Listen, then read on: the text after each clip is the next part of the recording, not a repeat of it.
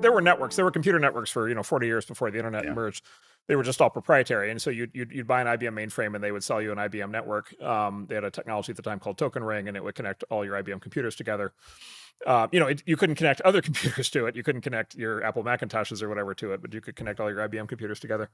And so, and they'd have all these protocol designers, right, who were like, world experts at building network technology. And the one thing that they all knew for sure was you do protocols, you do binary protocols. And the reason you do binary protocols is because you need to, networks were very slow at that point. You need to optimize every single bit, right? And so you want to optimize, you want to pack as much data as possible in a few bits as possible, because that's how you get performance out of it. So not human readable. Not human readable. And so, right, the text is not human readable. Yeah. Yeah, that's right. So if you looked at the protocol data going over the wire, right, you just see a gibberish. So it's just a bunch of random numbers, coming across, and then you would need specialized software to try to decode that and repack that. And this was this whole kind of arcane area of network design. And then the internet people, starting originally with things like SMTP and so forth, the internet people started to do these text-based protocols, and then HTTP was a text-based protocol.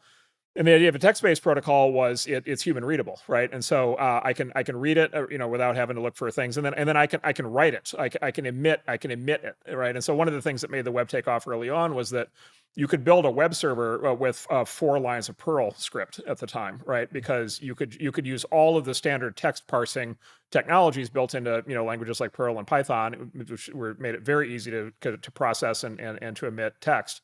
And so you could basically have this little text processor that basically generated this protocol, and then you could create a web server to do whatever you want. And you could do it and there were, at the time, people ran thousands and thousands of experiments of different kinds of web servers they could build. And you could just kind of hack it together. You could write a new web server in 5 minutes. And all of the experts, right, all of the protocol designers from the old world, all were like, you guys are out of your minds. Like, this is so dumb. Like, this is so dumb. Like, you guys are deliberately going backwards. You are like just avoiding all the hard work of actually making this work. By the way, don't you see how slow this is? Like, this is just like unacceptably, cripplingly slow. You've got all of these handshakes. By the way, they were in some sense right. It was slow. Yes. At the time, correct. You really had slow modems, and so it's a really interesting design choice that you guys made. Mark, go ahead. Sorry. Yeah, that's right. So we decided to create a problem, right? Because the big problem was, how do you get broadband rolled out, right? So part one of the problem was like, how do you get anybody to use the web? And in that case, you would have wanted to optimize performance for the networks you had then. But the other question was like, what could you do that would provoke people to actually roll out and buy broadband? Right, when that was going to be very expensive, and so we actually deliberately created the problem. Like we actually deliberately made the performance problem worse in the short term to actually motivate people to invest in broadband. Right, but wasn't it also so that by making it human readable, you were making it easier for developers? You were pitching developers who would then build great apps, who would then compel you, who would then provide a reason why you wanted to buy broadband and use those apps. That's right. Yeah. So the users, right. So the users would sit there and they'd be like, wow, all of a sudden the internet does all this amazing stuff. And then, oh my God, wow, is it slow?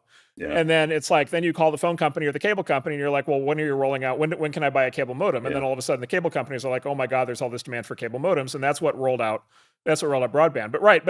But the critiques in the moment, Chris, I think this is where you were headed. The critiques in the moment were like, this sucks, this is slow, this is stupid. Yeah. Like, it's all these same things. There was another analogy I always love pointing to is that the New York Times the New York Times reviewed the first laptop computer that shipped in it's like 1981 or whatever, 1982 and I think it was probably the Compaq Osborne at the time. It was the first laptop computer. The first laptop computer in 1982, it weighed, I think it was like 43 pounds. And it was basically this giant suitcase. Luggable, they called it. And so you'd have like this 43-pound thing on your lap in the plane, and you'd like unfold it. And if your legs didn't snap under the pressure, and it had like a 4-inch screen, and like it's slow as hell. And so it's just so the review is hysterical in retrospect. It's like, laptop computers are the dumbest idea we've ever seen. This is ridiculous. Nobody is ever going to buy one of these. This is never going to work. Right. And of course, what they don't anticipate is like, okay, all of those problems are all of the opportunities for all the entrepreneurs that are going to come along and miniaturize everything and create what we have today. And so again, it's this overall theme of like, okay, there's the reality of what you have today. There's all the critics who are arguing against the reality of what you have today. In a lot of cases, they're actually right, but the fact that they're right is actually totally beside the point. because what they're not understanding is the potential. They're not understanding what this is going to turn into, and in particular, they're not going to understand what happens when like a lot of the world's smartest people devote themselves to solving all these problems, and that's how you ultimately get these amazing outcomes out the other side. To continue leveling up your crypto game, then you need to get on the Bankless newsletter. It's the world's most popular crypto email and is completely free. Just click below to sign up.